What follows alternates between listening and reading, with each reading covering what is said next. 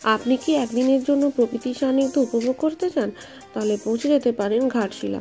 কলকাতা থেকে খুবই কাছেই অবস্থিত এই ছোট্ট শহরটি। এখানে রাত্রিবাসের ব্যবস্থা সম্বন্ধে তেমন কোনো অভিজ্ঞতা না থাকায় আমরা একই দিনে ঘাটশিলা ভ্রমণ করে ফিরে আসার সিদ্ধান্ত নিই। তবে আপনি যদি সত্যি প্রকৃতির পূজারী হন তাহলে এখানে রাত্রিবাস করতে কিন্তু ভুলবেন না। ভারতের আদিবাসী সম্প্রদায়কে চিনতে ও প্রকৃতির কোলে শান্তিতে কিছুটা মুহূর্ত কাটানোর জন্য এই স্থানটি একেবারে আদর্শ বলে মনে করা হয়। কিভাবে যাবেন? সড়কপথে ও রেলপথে খুবই সহজেই ঘাটশিলা পৌঁছে যেতে পারেন। কলকাতা থেকে ঘাটশিলার জন্য আমি রেলপথটাকেই বেছে নিয়েছিলাম। সকাল সকাল শিয়ালদা পৌঁছে গেছি আর এখান থেকে ছোট্ট একটা বাইক রাইড করে হাওড়া পৌঁছে গেছি।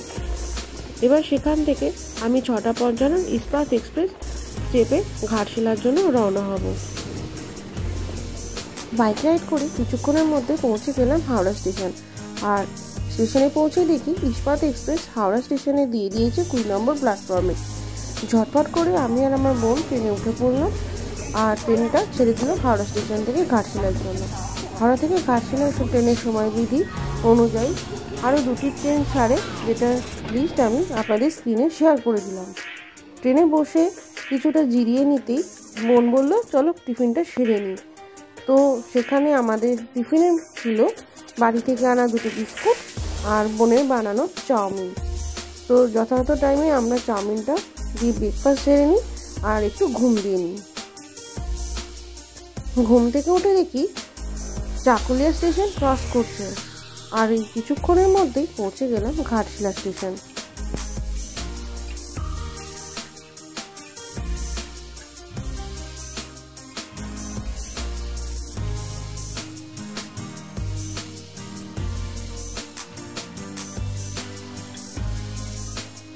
ট্রেন থেকে যখন ঘাটশিলা নামলাম তখন ঘড়িতে বাজে 9:41 আর তাই 1 মিনিট তো দেরি না করে আমি আর আমার বোন দুজনে সেলফি তুলে নিয়ে রওনা হলাম ওভারব্রিজ দিয়ে 1 নম্বর প্ল্যাটফর্মের উদ্দেশ্যে।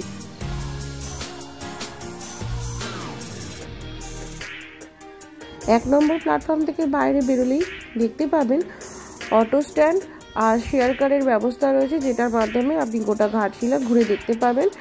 এখানে অটো ভাড়া 1200 থেকে 1500 আর গাড়ি ভাড়া 2000 থেকে স্টার্টিং হয়। এখানে শেয়ার ভাড়া বা আপনার প্যাকেজ কিভাবে চলে তার ডিটেলস আমি এখানে স্ক্রিনের সাহায্যে শেয়ার করে দিলাম ভিডিওতে। আর এইখানে যে কালো চারটা দেখছেন এটা কিন্তু লোকাল ভাড়া।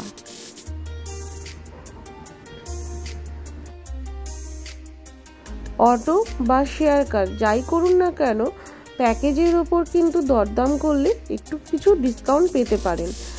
তো ঘাটশিলায় আসলে কী কী দেখবেন চলুন দেখে নেওয়া যাক। ঘাটশিলা স্টেশন থেকে বুড়োডি লেক, ধারাগিরি জলপ্রপাত, ফুলডুংরি পাহাড়, চিত্রকূট মন্দির, রাজেশের সানসেট পয়েন্ট, রঙ্কিনী মন্দির ঘাটশিলা ও সূর্য মন্দির ঘাটশিলা। তো আমি আর আমার বোন অটো করে স্টেশন বরাবর ঘাটশিলা রেল স্টেশন থেকে 1 কিলোমিটার ডিস্টেন্সে প্রথমে পৌঁছে গেলাম 5 মিনিটের দূরত্বে রামকৃষ্ণ মঠ ঘাটশিলা। তো এটা রাস্তার ওপরেই পড়বে, তাই আপনাদের ডিটেলসটা শেয়ার করে দিচ্ছি। এটাতে কিন্তু একটা রাত্রিবাস বা যাত্রী নিবাস কেন্দ্র হিসাবে পরিচিত। এখানে কিন্তু April to September, October to March visiting hours চলে। তবে এখানে বুকিং করলে কিন্তু 3 মাস আগে থেকে বুকিং করতে হবে। অফলাইন কোনো বুকিং হয় না, অনলাইনেই বুকিং হয়। রামকৃষ্ণ মঠে আসলে কিভাবে বুকিং করবেন তার ডিটেলসটা আমি ভিডিও শেষে আপনাদেরকে শেয়ার করে দেবো। আর এইটা হলো লাইব্রেরি, এখান থেকে আপনারা রামকৃষ্ণ দেবের বই, স্বামী বিবেকানন্দের বই কালেক্ট করতে পারেন। তো চলুন রামকৃষ্ণ মিশনের যে মঠটা আছে সেই মঠটা আমরা ঘুরে দেখি।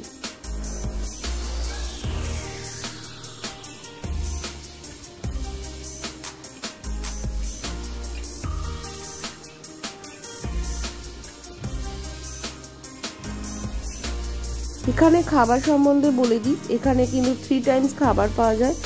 মাছ বা মানে মাংস, ডিম যদি বলেন তাহলে বলবো এখানে মাছের ব্যবস্থা রয়েছে, মাংস বা ডিমের কোনো ব্যবস্থা নেই। মানে আমিষ নিরামিষ দুটো খাবারই এখানে পাবেন, বাট 3 টাইমসই পাবেন।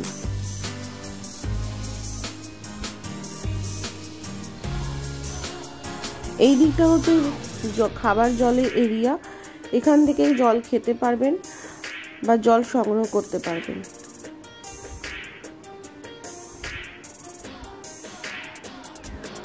এই যে বিল্ডিংটা দেখছেন, এই বিল্ডিংয়ের ঠিক একটা সাইডে রয়েছেন যাত্রী নিবাস কেন্দ্র।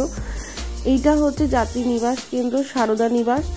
এখানে এসি হচ্ছে 700 টাকা থেকে শুরু, নন এসি 500 টাকা থেকে শুরু। সিঙ্গেল রুম, ডবল বেডরুম দুটো রুমই পাবেন। পর্যাপ্ত পরিমাণে জল ও ইলেকট্রিসিটি পাচ্ছেন। খুব ভালো পরিষেবা দিচ্ছে রামকৃষ্ণ মঠ ঘাটশিলা থেকে। যদি আপনারা কেউ 2 বা 4 দিনের প্রোগ্রাম করে এখানে ঘুরতে আসেন, অবশ্যই আমি বলবো যেন এই রামকৃষ্ণ মঠ ঘাটশিলাতে এসেই থাকেন। তারপর ভিডিও শেষে আমি ঠাকুরকে দর্শন করে প্রণাম করে আমি বেরিয়ে যাচ্ছি আমার নেক্সট গন্তব্যস্থল গৌরীপুঞ্জে। তো লিঙ্কটা আমি দিয়ে দিলাম, এই লিঙ্কে আপনারা কন্ট্যাক্ট করে রামকৃষ্ণ মঠ ঘাটশিলায় বুকিং করুন আর এনজয় করুন।